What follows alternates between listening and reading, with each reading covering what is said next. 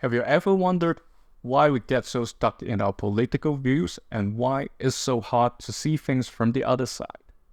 Cognitive biases. You see, cognitive biases are these little mental shortcuts that our brains use to make sense of the world. They're not all bad, but when it comes to complicated issues like politics, they can cloud our judgment and reinforce what we already believe, even when the evidence might point in a different direction. Let me ask you, have you ever caught yourself reading an article, nodding along because it confirms what you already think? That's called confirmation bias. It's one of the most common cognitive biases, and is super powerful in shaping our political views. We naturally seek out information that supports what we already believe, and we ignore or downplay information that changes it. It's comforting, right? To see evidence that backs up what you already think. But here's the tricky part. It's create a bubble around us, making it hard to see the full picture. Imagine this. You're scrolling through your social media feed, and all the posts you see are from people who agree with you. They're sharing articles, memes, and opinions that reinforce what you believe. It feels like everyone sees things the way you do. But in reality, social media algorithms are designed to show us what we're most likely to engage with, which often means content that aligns with our existing views. Over time, this confirmation bias gets stronger, and it becomes harder and harder to even imagine that someone on the other side might have a valid point. But confirmation bias is just one piece of the puzzle. Another cognitive bias that plays a huge role in shaping our political views is the availability heuristic. This is where we judge the likelihood of something happening based on how easily examples come to mind. For instance, if you've seen a lot of news stories about crime, you might start to believe that crime rates are higher than they actually are, even if the statistics show otherwise. Now think about how that affects your political views. If you're constantly exposed to news that focuses on one particular issue, like immigration, healthcare, or climate change, that issues start to feel like it's the most important issue, simply because it's the most available in your mind. And it's not just the news. It's your friends, family, and even your own experiences. All of these shapes how you perceive the world, and in turn, how you vote or support certain policies. And then, there's the anchoring bias, which is the tendency to rely heavily on the first piece of information we encounter about the topic. Let's say the first time you heard about a political issue. It was framed in a certain way, maybe through a sensationalized headline or an emotional story. That first impression sticks with you, and every time you hear more about that issue, your mind keeps going back to that initial viewpoint, making it hard to adjust your opinion, even when new information is presented. Another cognitive bias that affects us politically is the bandwagon effect. You've probably noticed that once a certain opinion becomes popular, more and more people start to adopt it. Not necessarily because they've critically examined the issue, but because it feels good to be part of the majority. In politics, this can happen when we align on views with what our friends, community, or even society as a whole seems to believe. There's comfort in being part of the group, right? But sometimes this need to belong can overshadow our ability to think independently and critically. Let me chat with you about some personal experience. There were times when I saw people who locked into their political beliefs that they couldn't even have a civil conversation with someone who disagreed with them. They get frustrated and maybe even a little defensive. Have you ever encountered such situations?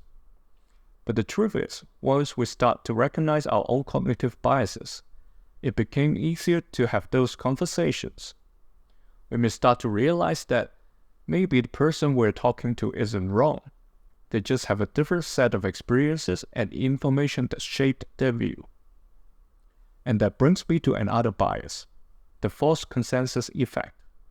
This is the tendency to overestimate how much other people agree with us.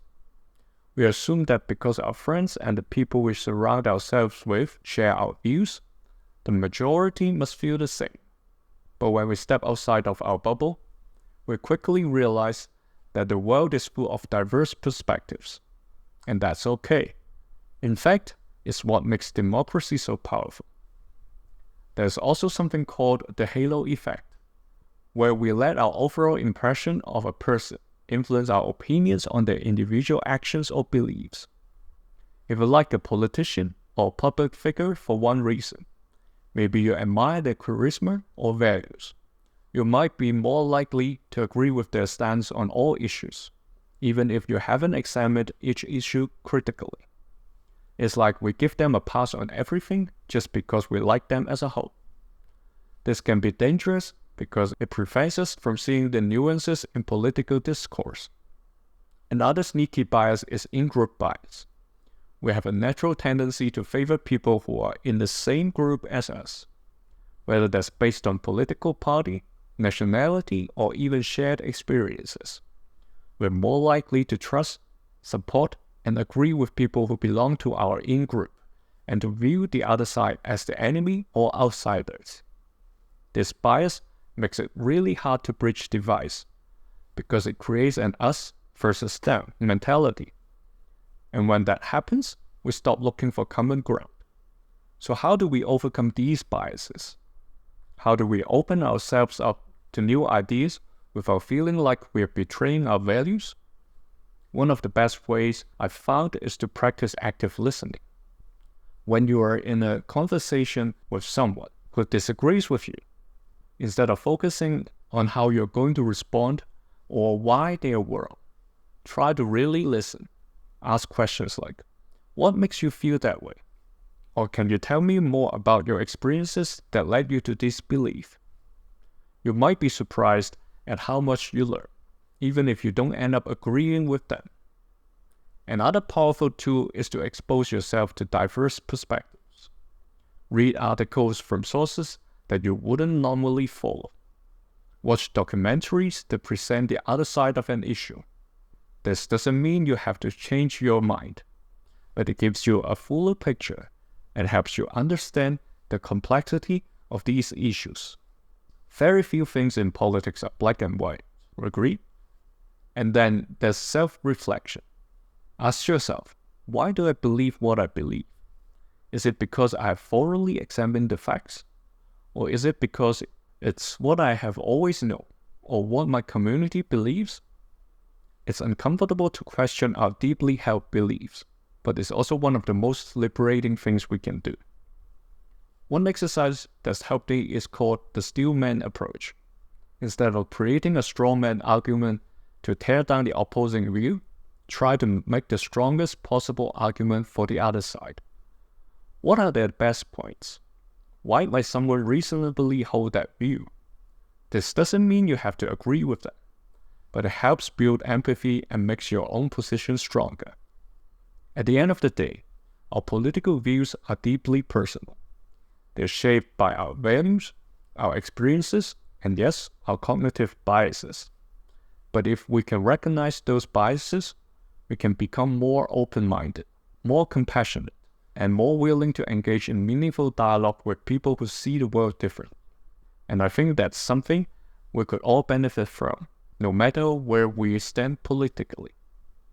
So next time you're having a heated political debate, or even just reflecting on your own views, remember to ask yourself, am I really seeing the full picture? Or are my cognitive biases tricking me? By becoming aware of these mental shortcuts, you will not only become a more informed citizen, but also a more understanding and thoughtful person. And that's a journey worth taking, don't you think? Here's another video you may be interested in. See you around at IntelliWorks.